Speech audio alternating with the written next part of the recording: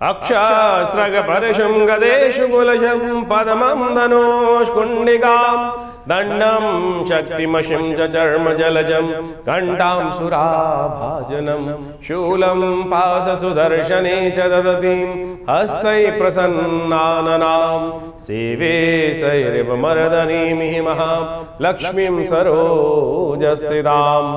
नमस्कार, स्वागत है आपका आचार्य वाणी में। मैं आचार्य डॉक्टर विक्रमादित्य आपके साथ हूँ। आज का विषय हम जो आपके समक्ष उपस्थित करने जा रहे हैं कि मिथुन राशि वालों के लिए ग्रह नक्षत्रों का योग अक्टूबर के मध्यकाल में किस प्रकार का रहेगा। 13 तारीख के दिन बात करें, रविवार का अवसर, दशमी तिथि इस दिन उदया तिथि के रूप में विद्यमान है। कुंभ राशि में जो चंद्रमा प्रवेश करने के योग बना रहे हैं वो विशेष तौर पर भाग्य में जाकर आपके लिए कुछ सज्जनता का रास्ता बनाएंगे और आप विशेष तौर पर ध्यान रखिएगा, दुर्जन वे कष्ट देने के योग बना सकते हैं। ध्यान रखते हुए कार्य करना है आपको। इस दिन शुक्र भी परिवर्तन करने का योग बना रहे हैं। शुक्र वृश्चिक राशि में सुबह 6 बजे प्रवेश कर जाएंगे और ये शुक्र का परिवर्तन विशेष तौर पर छठे भाव में बैठकर आपके लिए विजय का योग बनाएगा अद्भुत रूप से। लेकिन देखिए, उठापटक के योग इन पूरे महीने में आपके लिए आने वाले 1.5 महीना जो है वो उठापटक के योग है। लेकिन आपकी राशि के दृष्टिकोण से हमें दिखाई दे रहा है, लाख स्थितियां आपको विपरीत दिखाई दें लेकिन आपके विजय के योग अवश्य बनेंगे। इसके लिए आपको अपने अंदर, क्योंकि बुध 10 चल रहे हैं, इन दिनों थोड़ा सा मन में दुविधा उत्पन्न कर सकता है, तो बुध को थोड़ा सा ध्यान रखते हुए कार्य करें। हर रोज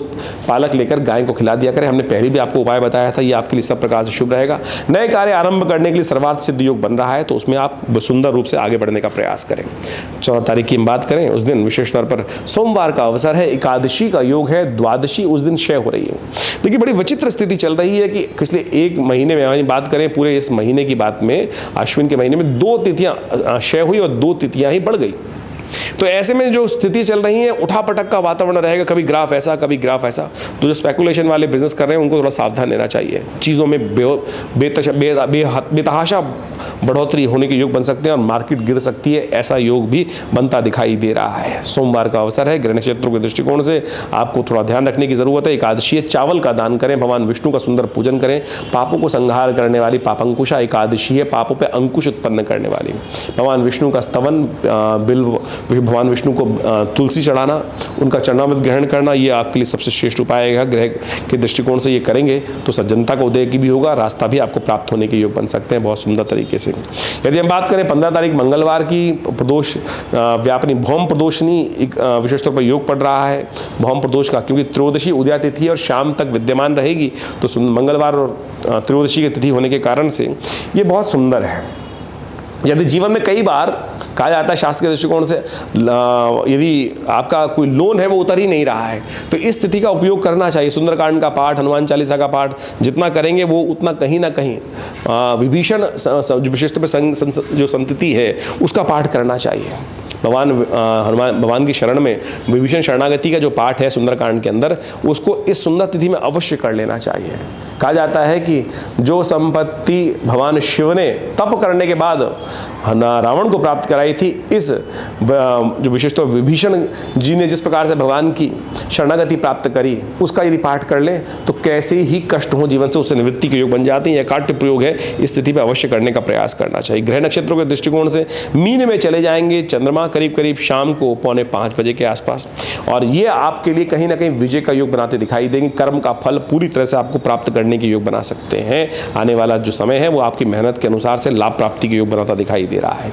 16 तारीख का दिन बहुत विशेष है, बुधवार का अवसर, चतुर्दशी तिथि उदया तिथि के विद्यमान है और उसके बाद पूर्णिमा आ जाएगी और कोजागरी की रात और शरद पूर्णिमा की रात्रि का शुभ योग बनेगा। अमृत का शरण होता है इस शुभ तिथि में। चंद्रमा से 15वीं और 16वीं कला से चंद्रमा से जो अमृत बरसता है उसको विशेष तौर पर खीर बना के रखी जाती है और चंद्रमा में सुबह भगवान को भोग लगाकर अगले दिन सुंदर महारास का अवसर भी है। भगवान विष्णु की सुंदर उपासना कर कर उनको अर्पित करते हैं और खासतौर पर ऐसे ग्रह योग, देखिए आपके दृष्टिकोण से ग्रह तो बड़े सुंदर है, आपके कर्म के अनुसार से फल प्राप्त करने के योग बन रहे हैं।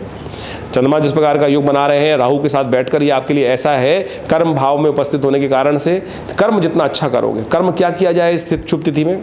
कोजागरी की रात है, जागने की रात है। क्या महत्व है वो भी आपको समझना चाहिए। कहा जाता है कि यदि भगवती महालक्ष्मी का पूजन कर लें और आपके लिए तो कर्म के अनुसार से फल प्राप्ति का योग है। सदकर्म सबसे अच्छा ये है, आप मेहनत जितनी कर रहे हो करो, लेकिन आखिरी किस्मत का जो रास्ता होता है वो भाग्य से जागता है, भाग्य जगाता है प्रभु कृपा से।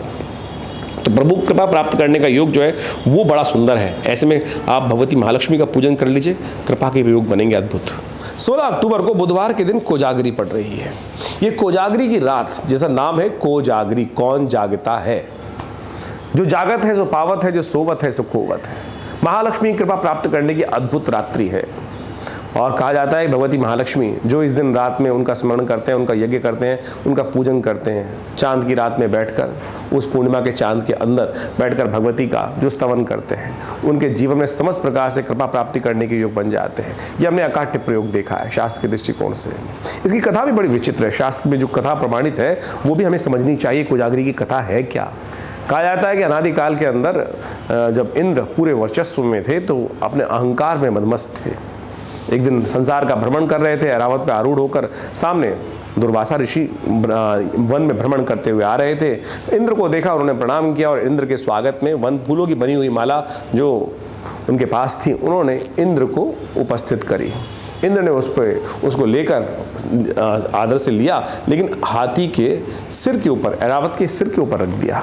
ऐरावत भी मदमस्त था। जब राजा मदमस्त है, इंद्र मदमस्त थे, तो उसने उस सूंड से उस माला को पकड़ा और जमीन पर पटक दिया। दुर्वासा वहीं सामने उपस्थित थे। दुर्वासा ने श्राप दिया, श्री विहीन हो जाओगे, तुम इतने अहंकार में हो, सम्मान भी करना नहीं जानते हो। जो ऋषि ने अपने श्रद्धा के सुमन तुम्हें अर्पित किया, तुमने उसका तिरस्कार कर दिया। तो दुर्वासा ने इंद्र को श्राप दिया। और कहा जाता है कालांतर में भगवती जब ज़्यादा किसी के पास धन हो जाता है तो धन से भी वो उपराम हो जाते हैं, सम्मान करना छोड़ देते हैं। ऐसे में भगवती का श्री ने धीरे धीरे देखा कि संसार में जिस प्रकार की स्थिति है, पूरा वर्चस्व था, सब कुछ था, लेकिन लोग संस्कार विहीन हो गए हैं। तो भगवती उन संसार से निकलकर, कहा जाता है कि समुद्र में प्रवेश कर गई। जब संसार में समुद्र में प्रवेश कर गई तो पूरा संसार श्रीविहीन हो गया। तब समुद्र मंथन हुआ। समुद्र मंथन के उपरांत भगवती का जो विशिष्ट प्रादुर्भाव हुआ है समुद्र से, वो इसी कथा के कारण से हुआ है। तो कहा जाता है कि उसी श्राप के कारण से इस दिन सुंदर रूप से जो भगवती की आराधना करते हैं, माँ भगवती कृपा प्राप्त करने के निमित्त, कहा जाता है इंद्र पर आरूढ़ होकर, जो विशेष तौर पर ऐरावत पर आरूढ़ होकर इंद्र के साथ भगवती महालक्ष्मी स्वयं पूरे संसार का भ्रमण करती हैं इस दिन। और जो भगवती का स्तवन करते हुए मिलते हैं, जो जागते हुए मिलते हैं, कौन जागता है। कोजागरी की रात, शरद पूर्णिमा की रात बड़ी अद्भुत है। और इस दिन हमने विवेकानंद योगाश्रम में भी सुंदर यज्ञ रखा है, श्री सूक्त का यज्ञ, भगवती महालक्ष्मी का सुंदर यज्ञ। उसमें आप स्वयं भी अपने घर में बैठ के करें। कहा जाता है कि बिल्व पत्र के पेड़ के नीचे बने हुए यज्ञ कुंड के नीचे स्थित होकर भगवती की आराधना करने के लिए सुंदर जो योग बनाते हैं, संकल्प करते हैं, पूजन करते हैं, भगवती की महालक्ष्मी के सुंदर स्तवन का पाठ करते हैं। इस तरह जो ऋग्वेद के अंदर आए मंत्र का, ओम हिरण्यवर्णाम हरणिम सुवर्ण रजस्रजाम चंद्राम हिरण्मयीम लक्ष्मीम जातवेदो माव ताम आव जातवेदो लक्ष्मी मनमगामिनीं यस्याम हिरण्यं विन्देयं गामश्वं पुरुषाणं अश्वपूर्वां रथमध्याम अस्तिनाथ प्रमोदनीं शम देवीं पवै श्रीमादिं युक्ताम। इस प्रकार से पूरे 16 मंत्र हैं।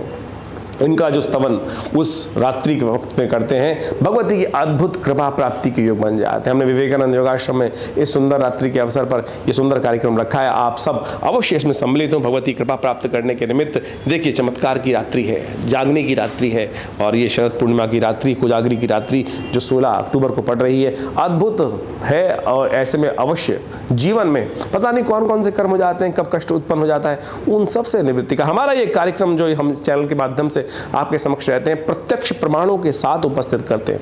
ज्योतिष केवल ग्रहों का खेल नहीं है। ग्रह तो खेल खेलते हैं, उसको रेमेडियल एस्पेक्ट जानने के लिए जो रेमेडियल एस्पेक्ट है वो तो ये निवारण और कारण और निवारण है। ग्रह तो कारण है, कारण का निवारण क्या है? वो परमात्मा की आराधना है। क्यों वंचित होते हो कष्ट से, कष्ट में क्यों रहते हो, इस बात को ध्यान रखते हुए कार्य करें तो इसको करेंगे तो बहुत शुभ रहेगा, अद्भुत रहेगा, कल्याण का योग बनने वाला रहेगा आपके लिए।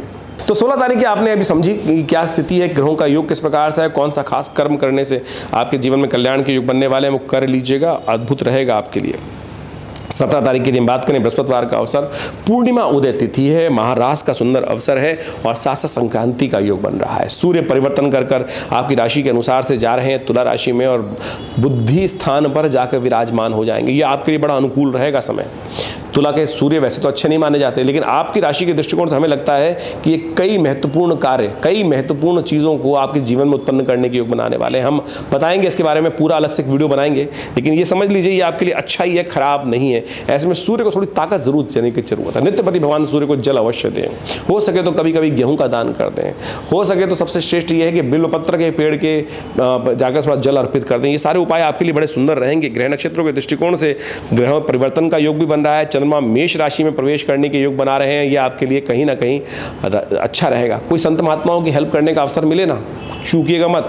संत महात्माओं की कृपा से, उनके आशीर्वाद से आपके जीवन में कल्याण का योग बन सकता है। दूध का दान करना आपके लिए सब प्रकार से शुभ होने के योग बना सकता है। 18 तारीख की हम बात करें, शुक्रवार का अवसर, कार्तिक का महीना आरंभ होगा, प्रतिपदा की शुभ तिथि चल रही है और ग्रह नक्षत्रों के दृष्टिकोण से आपके लिए स्नान का बड़ा पुण्य है। सूर्योदय से पहले स्नान कर भगवान का पूजन कर लीजिए। ग्रह नक्षत्र आपके लिए लाभ के योग बनाते दिखाई। लेकिन बृहस्पति महाराज जो है ना, वो वक्र स्थिति में चल रहे हैं। जो शनि महाराज हैं वो भी वक्र स्थिति में चल रहे हैं भाग्य में बैठकर। तो आप भाग्य को जगाने की बजाय भाग्य को सुलाने के बहुत सारे कार्य करते दिखाई देंगे। तो ऐसे में थोड़ा भाग्य को जगाने का प्रयास कीजिए, आलस से मत रहिएगा। कहीं बहुत देर तक सोते रहें, सूर्योदय के बाद सोते रहें, ये समय भाग्य को जगाने का। जो सोवत है सो खोवत है, जो जागत है सो पावत है, इस बात का ध्यान रखें। कार्तिक में सबसे श्रेष्ठ जो है कार्तिक स्नानी माना जाता है। यदि आपने अभी देखो ग्रह नक्षत्रों के दृष्टिकोण से समझने का आप प्रयास करो, जो है शनि वक्री चल रहे हैं, बृहस्पति वक्री चल रहे हैं, सूर्य नीच के चल रहे हैं, मंगल नीच के होने वाले हैं। और इन सब स्थितियों में और विश्व में समसप्तक योग जो दिखाई दे रहा है बृहस्पति शुक्र का, ये कहीं ना कहीं थोड़ा सा विस्फोटक योग बना रहा है विश्व में। ऐसे में आपके लिए कई ग्रह अच्छे हैं, तो आपको एक उपाय करना है। केवल सूर्य नेगेटिव होते हुए पॉजिटिव हो जाएंगे आपके लिए। सुबह जल्दी सूर्य उदय से पहले स्नान कर लीजिए और सूर्य को नित्य प्रति जल दे दीजिए। कार्तिक में जो ग्रह ने अशुभ योग हैं वो आपके लिए दूर हो सकते हैं, ये आपको समझ लेना चाहिए। ये बहुत सीधा साधा उपाय हमने आपके समक्ष उपस्थित किया। लोग तो पता नहीं कौन कौन से उपाय, कभी नक पहना देंगे, कभी कुछ कर देंगे, कभी कहीं और कुछ कर्ज करा देंगे। हिंग लगे ना फटकरी रंग चौकाओ। हम शास्त्र के दृष्टिकोण से आपके समक्ष समस्त उपाय बताने का प्रयास करते हैं। कोशिश करें आपकी किस्मत को आपको जगाने का प्रयास करना चाहिए। 19 तारीख का अवसर, शनिवार का अवसर, द्वितीया तिथि है और इस दिन चंद्रमा उच्च के होकर बृहस्पति के साथ विराजमान होंगे और ये आपके लिए कुछ पॉजिटिव कुछ नेगेटिव वातावरण बनाते दिखाई दे रहे हैं। खर्चों का ग्राफ भी बढ़ सकता है, लेकिन लाभ का ग्राफ भी बढ़ाने के वातावरण बना सकते हैं आने वाले 2-3 दिन में बृहस्पति महाराज जिस प्रकार का योग आपके लिए बना रहे हैं।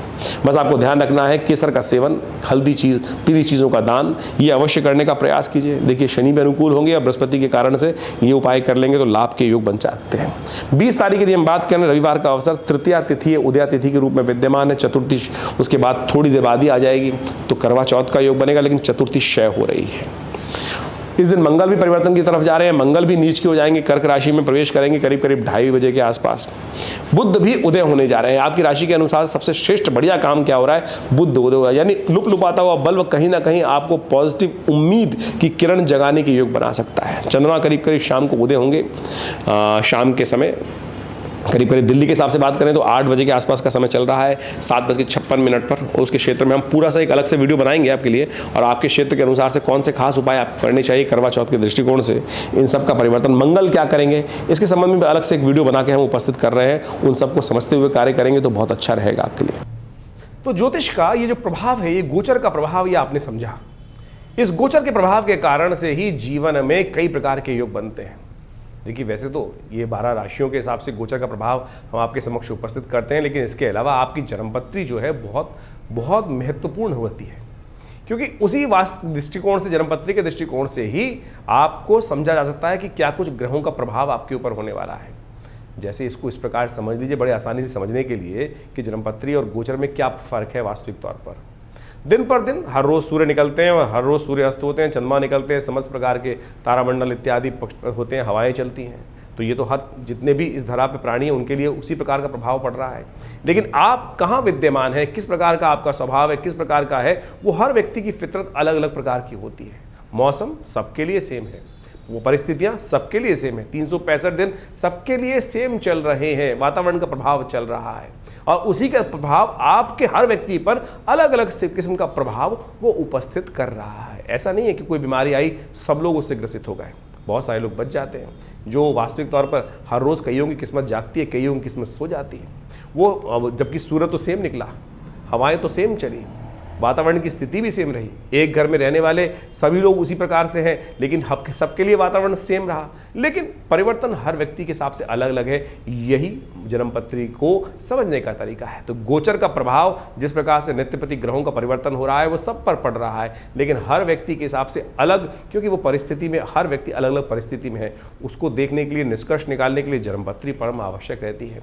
आपके ग्रह नक्षत्र जन्म के समय पर किस प्रकार के थे, कौन सा कितना अकाउंट आप लेके लेकर आए हैं भोग्य का, किस प्रकार का भोग्य आपके जीवन में, भुक्त और भोग्य जो निकाला जाता है, क्या प्रभाव आपके जीवन में आने वाले समय में है ग्रह नक्षत्रों के दृष्टिकोण से, उसको समझने के लिए सबसे पहले अच्छे से चीज़ों को विवेचना करने की ज़रूरत पड़ती है और वो सबसे महत्वपूर्ण रहेगा।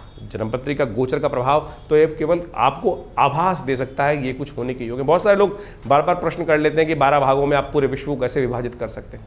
देखिए उसका प्रभाव है ना, तो मैंने आपको समझाने का जो हमने प्रयास किया है उसको आप अच्छे से समझ सकते हैं। इसमें तर्क कुतर्क करने की खास कोई ज़रूरत नहीं है, तो जो समझना चाहते हैं वो इसका प्रभाव ले सकते हैं, जो समझना चाहें उसका लाभ लेना चाहें ज्योतिष की गणनाओं का, तो उनके जीवन में उसका प्रभाव वो स्वयं महसूस कर सकते हैं। तो हमने इसके ऊपर बहुत वृहद रूप से वर्णन करने का प्रयास किया है और समय समय पर हम आपके समक्ष उपस्थित रहते हैं। और ज्योतिष को वास्तविक तौर पे हमें समझना चाहिए वैदिक दृष्टिकोण से, पौराणिक दृष्टिकोण से। हम अनेक प्रकार के उपाय अपने इस कार्यक्रम के माध्यम से आपके समक्ष रखते हैं और प्रयास करते हैं कि सब पौराणिक मत के अनुसार से ही उसको आपके समक्ष उपस्थित करने का प्रयास करें। ऐसे नहीं कि टोटके कुछ ही बता दिए और टोटके अनुसार से। आज बड़ी विचित्र स्थिति है, हर कोई ज्योतिष के दृष्टिकोण से जो लोग उपस्थित हैं वो टोटकों के अंदर समस्त ज्योतिष को निपटा देना चाहते हैं, समस्त गणनाओं को निपटा देना चाहते हैं। और हमने पंचांग के साथ मिलाकर पंचांग के अंतर्गत जो विभिन्न त्यौहार है, विभिन्न प्रकार के उत्सव आते हैं भारतीय संस्कृति में, उनका महत्व किस कारण से हमारे ऋषि मुनियों ने रखा है, वो पौराणिक कथाएं क्या है, किस प्रकार से कार्य किया जाता है, तो ये सब आपको अच्छे समझने की ज़रूरत है, तब आप इसका पूर्ण लाभ ले सकते हैं। जैसे करवा चौथ इत्यादि, कोजागरी का व्रत विशेष तौर पर इन्हीं दिनों आने वाला है, इसी अक्टूबर के मध्यकाल में। ये सब बड़े महत्वपूर्ण हैं, ये इतने चमत्कारिक मुहूर्त हैं। यदि हम अपने उस चमत्कारिक विधि को, भारतीय संस्कृति में जो विधि बताई गई है उसको ढंग से कर लें तो आप सत्य माने विशेष तौर पर अद्भुत प्रकार से लाभ के योग बन जाएंगे, कष्टों को दूर करने के योग बन जाएंगे। कोजागरी का व्रत ऐसा ही चमत्कारिक व्रत है जो भारतीय संस्कृति में बताया गया है। हमने आपके समक्ष उसकी कथा भी उपस्थित करी और सत्य मान लीजिए कि यदि आप इस कोजागरी के व्रत पर सही रूप से शास्त्र के दृष्टिकोण से जो प्रोसेस बताया गया है उसको नित्यपति उस दिन कर लें, उस कोजागरी की रात पर, तो आप देखिएगा भगवती कृपा अद्भुत रूप से आपके जीवन में। देखिए हम सब कर्म के अनुसार, कर्म प्रधान विश्व रचा का, मैं और आपके जीवन में जो कुछ घटनाएं घट रही हैं किसी के कारण से भी किसी के जीवन में भी घट रही हैं, वो सब कर्म के कारण ही है। चाहे वो अभी के कर्म है, चाहे पूर्व जन्म के कर्म है, या मनसा वाचा किसी प्रकार के कर्म है। तो आप समझें जो जीवन में हमको पुण्य मिल रहे हैं वो भी हमारे शुभ कर्मों के हिसाब से मिल रहे हैं, जो दुख मिल रहा है वो भी कहीं ना कहीं अशुभ कर्म जो हुए उनके कारण से मिल रहे हैं। तो उन्हीं को प्लस माइनस करने के लिए ये विभिन्न पुण्य काल जो शास्त्र में वर्णित है, प्रयोग शास्त्र में वर्णित है, उनको समझते हुए हमें करने का प्रयास करना चाहिए। और हम उसी मत से अपने इस चैनल के माध्यम से आपके समक्ष उन सब तथ्यों को उपस्थित करने का प्रयास करते हैं।